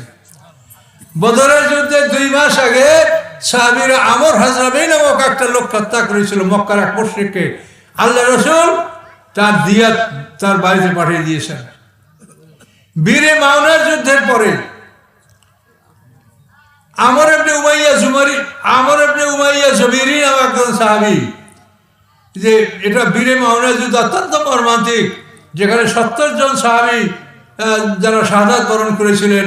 এবং এদের জন্য আল্লাহ রসুল কুনুতে নাজেলা যে দোয়া, এই যে কুনুতে নাজেলা আপনারা পড়েন, এই কুনুতে নাজেলা তো ওই সময় 1 মাস পর্যন্ত আল্লাহ রসুল পড়েছিলেন। সেই বীরে মাওনার যুদ্ধ থেকে ফিরে আসার পরে আমর ইবনে উমাইয়া জুবাইরি 2 জন মুশরিক হত্যা করে ফেলেছিলেন। তিনি বলছেন, ইয়া রাসূলুল্লাহ, আমি সহ্য করতে পারি নাই, আমার সাথী 69 জনকে ওরা হত্যা করেছে, আমি এই জন্যই মুশরিক, এদেরকে আমি সহ্য করতে পারিনি, আমি হত্যা করেছি। অথচ এই লোকগুলো ছিল আল্লাহ রসুলের সাথে যারা মদিনা সনদ স্বাক্ষর করেছে তাদের অন্তর্ভুক্ত, এদেরকে হত্যা করা ছিল অবৈধ। আল্লাহ রসুল এই 2টা লোকের দিয়াত এটা আল্লাহ রসুল আদায় করেছেন। এবং মদিনা সনদে বলা ছিল যে আমাদের যদি রাষ্ট্রীয়ভাবে কোনো দিয়াত দিতে হয়, তো মদিনা শহরে আমরা যতটা জাতি বাস করি সবাই মিলে আমরা দিয়াত পরিশোধ করব। এখন এই 2টা লোক মানে নিহত হয়েছে, এদের দিয়াত দিতে হবে। এদের দিয়াতের চাঁদা আদায় করার জন্য আল্লাহ রসুল যখন ইহুদি বনি নজিরের দুর্গে প্রবেশ করেছিলেন, সেই সময় ইহুদিরা বলে, ইয়া রাসূলুল্লাহ, আপনি বসেন, আমরা চাঁদা তুলে আপনার কাছে দিচ্ছি। আল্লাহ রসুলকে বসাই রেখা তারা আল্লাহ রসুলকে হত্যা করার জন্য উপর থেকে পাথর ফেলে দিয়েছিল। এটা এই ঘটনা। আল্লাহ রসুল সেখান থেকে রক্ষা পেয়েছেন, আল্লাহ তাকে জানিয়ে দিয়েছেন এই অবস্থা। আল্লাহ রসুল সেখান থেকে বের হয়ে পড়েছিলেন, হত্যা করতে পারে নাই। বরং এরপরে আল্লাহ রসুল সেই কাব বিন আশরাফকে হত্যা করার ব্যবস্থা করেছেন। তারপরে ইহুদি বনু নজির মুসলমানরা সেটা দুর্গটাও জয় করেছে, সব কিছু হয়েছে। এটা বিশাল ইতিহাসের ব্যাপার। তো আমাদের সংক্ষিপ্ত কথা হলো যে আল্লাহ যে আইন, এই আইন প্রতিষ্ঠা করার জন্য আল্লাহ বলছে যে তোমরা আমার আইনটাকে প্রতিষ্ঠা করো, তোমরা যুদ্ধ করো এই জন্য যে আমার আইন তোমরা প্রতিষ্ঠা করবে। তোমরা মানুষকে মুসলমান বানাবে এই জন্য না, যেহেতু লা ইকরাহা ফিদ্দীন, আল্লাহ বলেন এই দিনের মধ্যে কোনো জবরদস্তি নাই।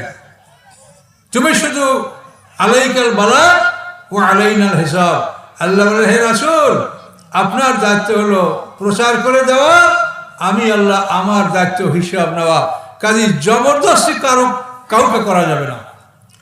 যে নামাজ পড়ে না তাকে নামাজ পড়তে আপনি বলেন, কিন্তু এই কথা বললেন না যে নামাজ না পড়লে তোমাকে 10টা পিটান দেওয়া হবে। আপনি যদি পিটানের ভয় দেখাইয়া কাউকে নামাজ পড়ান, তাহলে ও লোক নামাজ পড়বে বিনা উজুতে, ঠান্ডা উজু করবে না, নামাজের সেজদা দিয়া গালি দেবে আল্লাহকে আপনাকে, যে শালার জন্য আমি ঘুমাইতে পারি না, শালা আমারে মারে, আল্লাহু আকবার। কাজে আপনাকে বলে নাই যে জোর করে তুমি নামাজ পড়াও, আপনাকে বলেছে তুমি তাকে দাওয়াত পৌঁছিয়ে দাও, বলো যেটা আল্লাহর হুকুম, আল্লাহ ফরজ করেছে, তুমি আদায় করো, করলে তুমি জান্নাত পাবে, আর না করলে তোমার শাস্তি হবে, এটা তুমি তাকে বলো। কিন্তু তুমি তার উপরে জবরদস্তি করো না, লা ইকরাহা ফিদ্দীন। তো এই কথাগুলি আপনারা স্মরণ রাখার চেষ্টা করেন যে আল্লাহ তাআলা তার আইন, এই আইন প্রতিষ্ঠা করার জন্য আমাদেরকে বলেছেন। এখন সমাজে আমরা যে অবস্থায় আছি, কি হবে সেটা আল্লাহ ছাড়া আমরা কেউ বলতে পারি না। তারপরেও আমরা আল্লাহর আইনের পক্ষে, আল্লাহর বিধানের পক্ষে অবশ্যই আমাদের থাকতে হবে। যদি আল্লাহর আইনের বাইরে কেউ থাকে বা আল্লাহর আইন কায়েমের বিপক্ষে যদি কেউ থাকে, তাহলে সেটা একটা ফরজকে অস্বীকার করলো। কাজে এই জন্য কোনো অবস্থায় আল্লাহর দিন কায়েম হবে কি হবে না আল্লাহ ভালো জানেন। আমাদের কাজ হলো চেষ্টা করা। আল্লাহর দিন কায়েম না হলে আল্লাহর কোনো ক্ষতি নাই। কাজে আমাদের কাজ হলো আল্লাহর পক্ষে থাকা। কথা বুঝতে পারছেন? তো এই জন্য আপনারা সবাই নিজেরাও আল্লাহর দিনের পক্ষে থাকবেন, অন্যদেরকে বুঝাই বলবেন, সে শুনলে শুনবেন, না শুনলে জবরদস্তি নাই। কাজে এই জন্য আল্লাহর দিনের পক্ষে আমাদেরকে থাকতে হবে, যেহেতু আল্লাহ বলছেন আর আকিমুদ্দিন, এটা ফরজ, আল্লাহর দিন কায়েম করা ফরজ। কাজে এই জন্য এক্ষেত্রে আমাদের কোনোভাবে সন্দেহের অবকাশ নাই, এটা ফরজ বিধান। আল্লাহ এটাকে আমাদের উপর ফরজ করেছেন যে তোমরা আল্লাহর দিন কায়েম করো। এবং আল্লাহ রসুলের একটা হাদিস আছে, আল্লাহ রসুল বলেছেন লাউকানুদ দিন ইন দা সুরায়া। আল্লাহ সুরায়া সেতারা হলো সপ্তর্ষি মণ্ডল, আকাশে যে গ্রেট বিয়ার মানে সপ্তর্ষি মণ্ডল 7টা তারকা যে উত্তর আকাশে যেখানে ধ্রুব তারা থাকে, তো এই সপ্তর্ষি মণ্ডলকে সুরায়া বলে, আরবিতে সুরায়া। তো আল্লাহ রসুল বলেন তোমরা দিন কায়েম করে রাখো। যদি সুরায়া সেতারার কাছেও আল্লাহর দিন থাকে, তো একদল যুবক সেখান থেকে আল্লাহর দিনকে আহরণ করবে। তো এই আল্লাহ রসুলের কথার উদ্দেশ্য হলো যে তোমরা দিন কায়েম করে যদি রাখতে পারো কোনো জায়গায়, তো সারা পৃথিবী থেকে মানুষ তোমাদেরকে দেখে সেখান থেকে দিন তারা সংগ্রহ করবে। কাজে দিন যদি কোথাও কায়েম না থাকে, তো মানুষ কোথায় দিন পাবে, কোথায় বলবে যে দিন আছে? এই জন্য আল্লাহ তাআলা দিন কায়েম করার জন্য কঠিনভাবে আমাদেরকে আদেশ দিয়েছেন। কাজে এই দিন কায়েমের প্রতি আপনাদের মানে মনোযোগ থাকতে হবে, আগ্রহ থাকতে হবে, এবং কেউ যেন এটাকে অবহেলা না করেন। দিন কায়েম হবে তো হবে না, সেটা আল্লাহ ভালো জানে, কি হবে সেটা আল্লাহ ভালো জানেন। আমাদের কাজ হলো আমাদের চেষ্টা করে যাওয়া। এই জন্য দিন কায়েমের বিপক্ষে কেউ থাকবেন না, আশা করি সবাই দিন কায়েমের পক্ষে থাকবেন ইনশাআল্লাহ। এবং আপনাদের সামনে দোয়া করেন। দেশের পরিস্থিতি খুব ভালো বলে মনে হচ্ছে না, তার কারণ আমরা আমাদের নিজেদের দুর্বলতা আমরা নিজেরাই এনেছি। আমরা যেটা অতীতে করেছি সেটার ফল আমরা বর্তমানে ভোগ করছি। এগুলো খোলা কথা আমি বলতে পারছি না। এটা আমাদের এই অবস্থাটা, আমরা যে এখন দুর্বল, এটা আমরাই করেছি। এটা আমাদের অতীতের কর্মফল আমরা এখন ভোগ করছি। আমরা বুঝি নাই যে এটা আমরা ভুল করছি। তো যাই হোক, কথা বলে কোনো লাভ নাই। আমরা আল্লাহর আইনের পক্ষে থাকবো ইনশাল্লাহ। তাতে আমাদের ভালো মন্দ যা হয় আমরা কারোর উপর জবরদস্তি করবো না, ন্যায়সঙ্গতভাবে।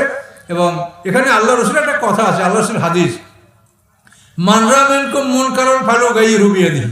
আল্লাহ রসুল বলেন যদি কেউ শরিয়াত বিরোধী কার্যকলাপ দেখে, সে শক্তি দ্বারা সেটাকে যেন প্রতিহত করে, যদি ক্ষমতা থাকে। ফাইল্লামিয়ার সাথে যদি শক্তি দ্বারা প্রতিহত করার ক্ষমতা না থাকে, তবে লেসানি, সে যেন মুখে প্রতিবাদ করে। ফাইল্লামিয়ার সাথে মুখে প্রতিবাদ করার ক্ষমতা যদি না থাকে, ভাবে কালবি, তাহলে মনে মনে যেন সেটার ব্যাপারে পরিকল্পনা গ্রহণ করে যে এটাকে কিভাবে দূর করা যায়, এটা কিভাবে সমাধান করা যায়, মনে মনে সে পরিকল্পনা গ্রহণ করবে। তাহলে আল্লাহ রসুল আমাদেরকে প্রথমে হাত, ফালইয়ুগাইয়িরহু বিয়াদিহি, ইয়াদুন মানে কুওয়াত, ইয়াদুন মানে শক্তি।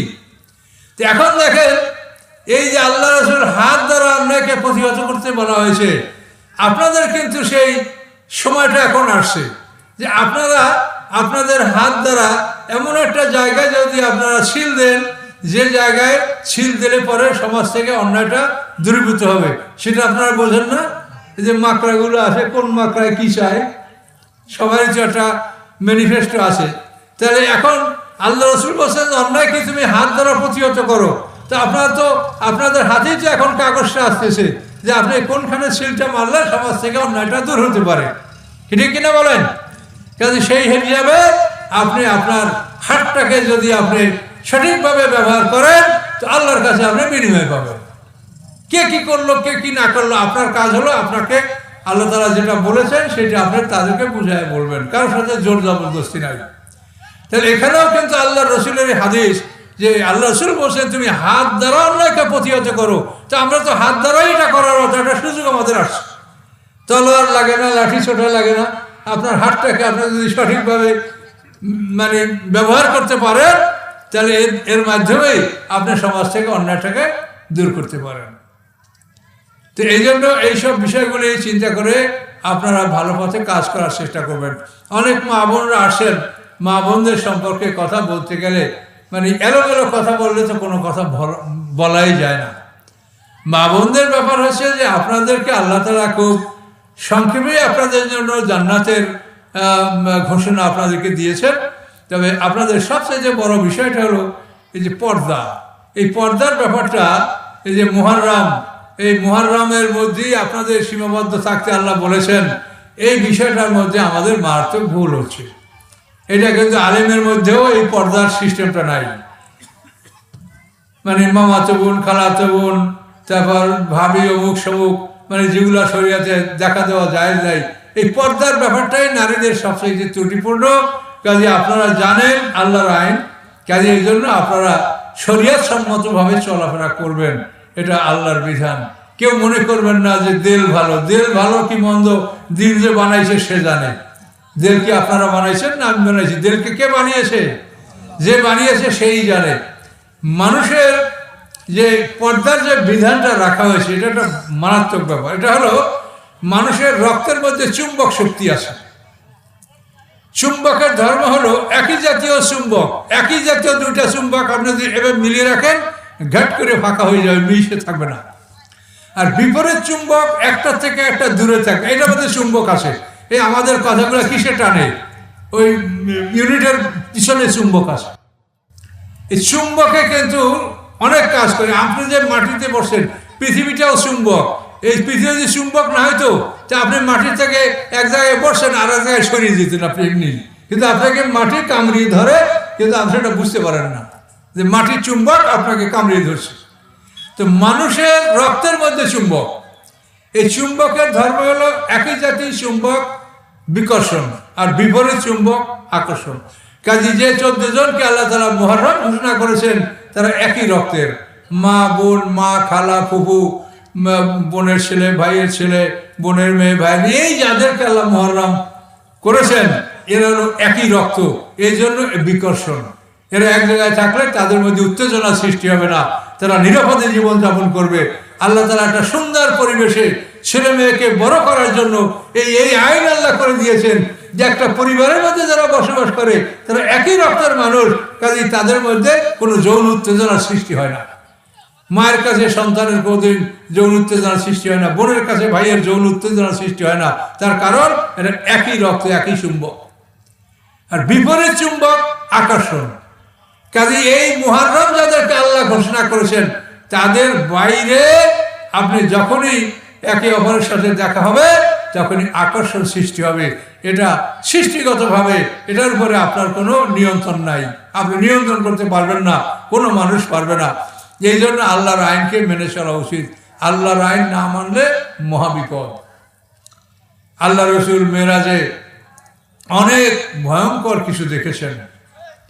নারীদেরকে অধিকাংশ তিনি দোজখে দেখেছেন এবং এসে বলেছেন উরিতু আকসারাকুম ফিন্নার, হে নারীরা তোমাদের অধিকাংশকে আমি জাহান্নামে দেখেছি। জেনাকার নারীদেরকে দেখেছেন যে বক্ষে বর্ষি বিদ্ধ করে তাকে শূন্যে ঝুলিয়ে রাখা হয়েছে। এক জায়গায় আল্লাহ রসুল মেরাজে দেখেছেন যে ভুনাগ্রস্ত আর পচাগ্রস্ত। এখন মানুষেরা এই ভুনাগ্রস্ত দেখে কিন্তু খায় পচাগ্রস্ত, দুর্গন্ধময় পচা সেইটা মুখ দিয়ে খাচ্ছে, ভুনাগ্রস্ত খায় না। তখন আল্লাহ রাসূল জিজ্ঞাসা করলেন যে জিবরিল ভাই, জিবরিল আমিন, কি অবস্থা, এই লোকগুলো পচাগ্রস্ত খাচ্ছে শিবিয়া আর ভুনাগ্রস্ত খাচ্ছে না?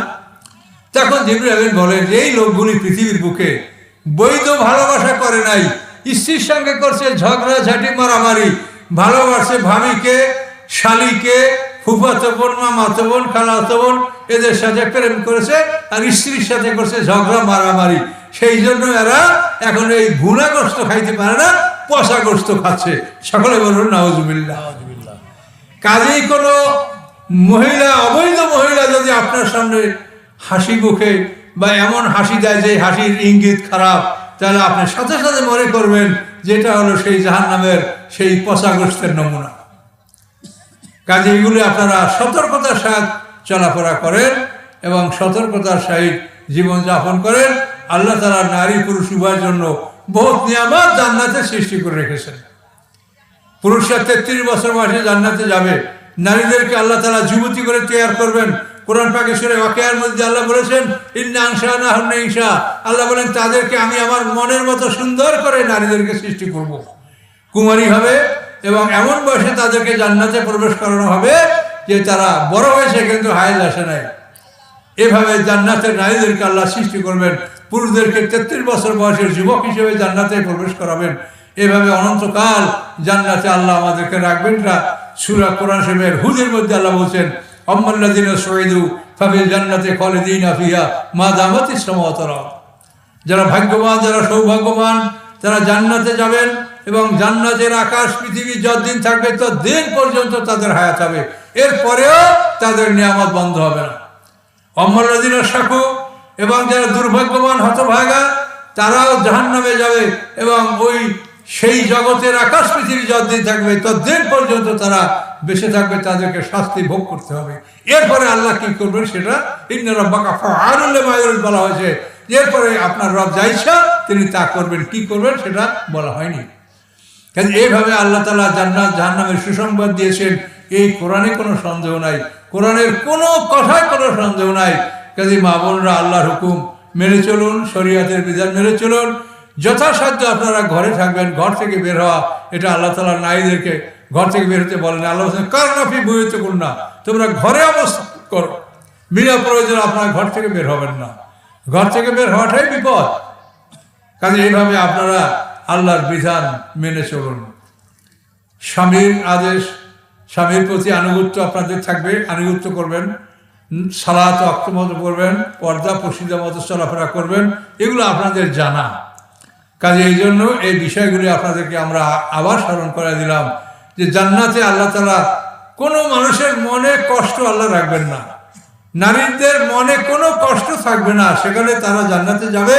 তাদের স্বামী যদি হুর থাকে, গিলমান থাকে, গিলমান হলো সেবক, গিলমান স্ত্রী না, হুর হলো স্ত্রী আর গিলমান হলো সেবক, এই যাই কিছু থাকুক, কিন্তু জান্নাতে যারা যাবে তাদের মনে কোনো কষ্ট থাকবে না। এটা মনে রাখেন, মনে কোনো কষ্ট থাকবে না নারীদেরও। পৃথিবীর নারীদের মধ্যে 3 জন মহিলার সাথে জান্নাতে আল্লাহ রসুলের সাথে বিবাহ হবে। 3 জন মহিলা পৃথিবীর। একজন হলো ফেরাউনের স্ত্রী বিবি আসিয়া, ফেরাউন চিরদিনের জন্য জাহান্নামী, তার স্ত্রী বিবি আসিয়া জান্নাতে আল্লাহ রসুলের সাথে তার সাথে বিয়ে হবে। 2 নম্বর মহিলা হলো মরিয়াম, ঈসা আলাইহিস সালামের মা মরিয়াম। এই মরিয়াম বিদুষী, তিনি পৃথিবীতে কোনো পুরুষ তাকে বিবাহ করে নাই, পুরুষ গ্রহণ করেন নাই। এই মরিয়ামের সাথে জান্নাতে আল্লাহ রসুলের সাথে বিয়ে হবে। আরেকজন মহিলা হলো মূসা আলাইহিস সালামের বোন কুলসুম, তার সাথে জান্নাতে আল্লাহ রসুলের সাথে বিবাহ হবে। সূরা কাসাসের তাফসিরে এই হাদিসটি আছে। আল্লাহ রসুল হাদিসকে বলেছেন যে জান্নাতে তোমার সাথে পৃথিবীর আরো 3 নারীর সাথে আমার বিবাহ হবে।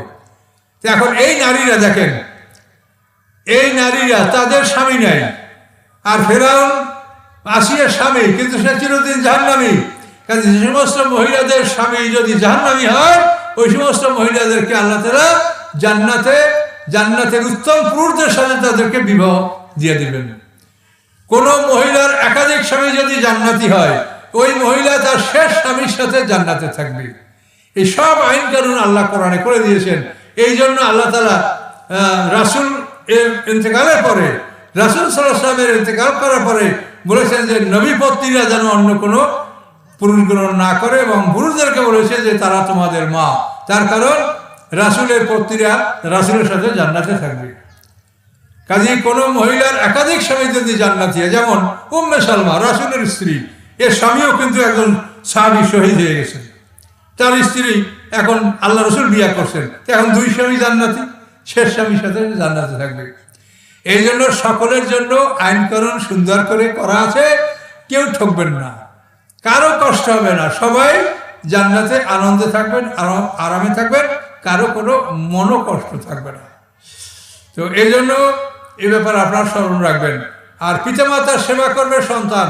অনেক সময় পরিবারে দেখা যায় যে স্ত্রীর উপরে পিতামাতার সেবার জন্য চাপ সৃষ্টি করা হয়, এটা ঠিক না। স্ত্রী যদি মনের খুশিতে শ্বশুর শাশুড়ির সেবা করে আলহামদুলিল্লাহ, যদি না করে যে আপনার মা, আপনার বাবা, আপনি সেবা যত্ন করবেন। আর আপনি যদি সেবা যত্ন করেন সেটা দেখে আপনার স্ত্রীও শ্বশুর শাশুড়ির সেবা যত্ন করবে, আমরা আশা করি। কিন্তু তার স্ত্রীদের উপর আপনি চাপ সৃষ্টি করবেন না, এটা আপনার অধিকার নাই। সে আপনার স্ত্রী, স্ত্রীর জন্য যেন আপনি মানে মাকে কষ্ট না দেন, আর মায়ের জন্য যেন আপনার স্ত্রী কষ্ট না পায়, উভয় দিক ব্যালেন্স রক্ষা করে আপনাকে চলতে হবে। এইটা কিন্তু অনেক পরিবারের মধ্যে দেখা যায় উল্টো পাল্টা, যে ওই মা যা বলে এটা বলতে বলতে স্ত্রী শেষ পর্যন্ত ভাত জোটে না স্বামীর বাড়ি, আবার স্ত্রীর কারণে অনেক সময় অনেক মা বাবার ভাত জোটে না ছেলের বাড়ি। এইটা যেন না হয়, ব্যালেন্স রক্ষা করতে হবে। আর মনে রাখতে হবে আল্লাহ তাআলা সন্তানদেরকে বলেছে যে তোমরা পিতামাতার সেবা করো, পুত্রের বউকে বলে নাই, পুত্রবধূকে বলা হয়নি যে তুমি শ্বশুর শাশুড়ির সেবা করো, বলেছে ছেলে মেয়েদেরকে। পিতা ওয়াবিল ওয়ালিদাইনি ইহসানা, আল্লাহ তা'বুদু ইল্লা ইয়াহু ওয়াবিল ওয়ালিদাইনি ইহসানা, আল্লাহর ইবাদত করো, পিতামাতার সেবা করো। কাজে যেভাবে আল্লাহ বলেছেন সেভাবে আপনারা এই বিষয়গুলি লক্ষ্য করে জীবনযাপন করেন। সামান্য সময় ৬৫ বছর যদি পৃথিবীতে বেঁচে থাকেন তো পরকালের তুলনায় মাত্র ১.৫ ঘন্টা, ১০০ বছর যদি বাঁচেন পরকালের তুলনায় মাত্র ৩ ঘন্টা। এই ১.৫ ঘন্টা ৩ ঘন্টা যদি আপনি ধৈর্য ধারণ করতে পারেন, আল্লাহর কোরআন অনুযায়ী চলতে পারেন, তবে হাজার হাজার কোটি বছর আপনি সুখে থাকবেন, কোনো সন্দেহ আছে নাই। কাজে আপনারা কোরআন অনুযায়ী জীবনযাপন করার চেষ্টা করেন। বাকি জীবন কোরআনের সাথে জীবনটাকে ব্যয় করেন, নিয়াত করেন যে আমি বাকি জীবন আমি কোরআন শিখবো। এই কোরআনের প্রতি কিন্তু অবহেলা চলছে। এই কোরআন থাকবে না, পৃথিবীতে আকাশে উঠে যাবে। আল্লাহর কাছে এই কোরআন গুনগুন করে কাঁদবে, আল্লাহর আরশের কাছে। আল্লাহ বলবে কে কাঁদছে? কোরআন বলবে যে আমি। কেন? যে পৃথিবীতে মানুষ আমাকে পড়ে কিন্তু বোঝেও না, আমলও করে না। কাজে শুধু কোরআন পড়াও ফরজ। কোরআন না পড়লে তো আপনি নামাজ পড়তে পারবেন না। কোরআনের ফরজ হলো ৩টা: কেরাত, তেলাওয়াত, তাফাক্কুর। কোরআনের কেরাত পড়া মানে বিশুদ্ধভাবে কোরআন শিক্ষা করা ফরজ। তেলাওয়াত অর্থসহ কোরআন পাঠ করা ফরজ। তাফাক্কুর কোরআনের গভীর জ্ঞান অর্জন করা ফরজ। কাজে শুধু যদি আপনি কেরাত শেখেন তো একটা ফরজ আদায় করলে 2টা ফরজ আপনার বাকি থাকে। আর শুধু কোরআন পড়লে তাদেরকে আল্লাহ গাধার সাথে তুলনা করেছেন। তাওরাতে যে সূরা জুমার মধ্যে দেখেন, মাসালুল্লাযিনা হুমিলুত তাওরাতা সুম্মা লাম ইয়াহমিলুহা কামাসালিল হিমারি ইয়াহমিলু আসফারা। তাওরাতের দায়িত্ব যাদেরকে দেওয়া হয়েছে অথবা তাওরাতের সঠিক দায়িত্ব তারা পালন করে নাই, তাদের বিধান হলো যেমন গাধার পিঠে কাগজের বোঝা। তো তাওরাতের হক আদায় না করলে গাধার পিঠে কাগজের বোঝা। কোরআনের হক আদায় না করলে কি আরেকটা? কোরআনে যে কথা বলা হয় এটা সার্বজনীন। কাজে এই জন্য আপনারা কোরআন শেখার নিয়াত করেন যে আমি কোরআন শিখবো। এই যে রমজান আসতেছে সাথে, এই রমজান মাসে আপনারা যারা কোরআন পড়তে পারেন না পড়া শিখবেন, যারা পড়তে পারেন তারা অর্থ শিখবেন, যারা অর্থ জানেন তারা গভীর জ্ঞান অর্জন করবেন। আমাদের কাছ থেকে মানে সারা দুনিয়ার মানুষ আমাদের কাছে কোরআনের জটিল জটিল জিনিসগুলা আমাদেরকে জিজ্ঞাসা করে, আমরা এটা বলে দিচ্ছি। কাজে আপনারা আলেমরা আমাদের সম্পর্ক রাখবেন এবং তাদের মাধ্যমে আপনি মোবাইলেও পড়তে পারেন। হুজুর আমি এই জায়গাটা বুঝি না, এই একটা অর্থ বলে দেন, একজন আলেম আপনাকে এটা বলবে। আপনার এরকম নির্দিষ্ট আলেম থাকবে যাদের কাছে আপনারা যোগাযোগ করে আপনারা শিখবেন। আর স্থানীয় আলেম যদি থাকে আলহামদুলিল্লাহ তাদের কাছ থেকে আপনারা কোরআন শিখবেন। এই বলে আমি কথা শেষ করছি। রাত্র গভীর, আর মানুষের তো কষ্ট হচ্ছে, অনেক চলে গেছেন। তো আমি আপনার কাছে দোয়া চাচ্ছি, আল্লাহ জানেন যে আবার কি দেখা হবে কি হবে না।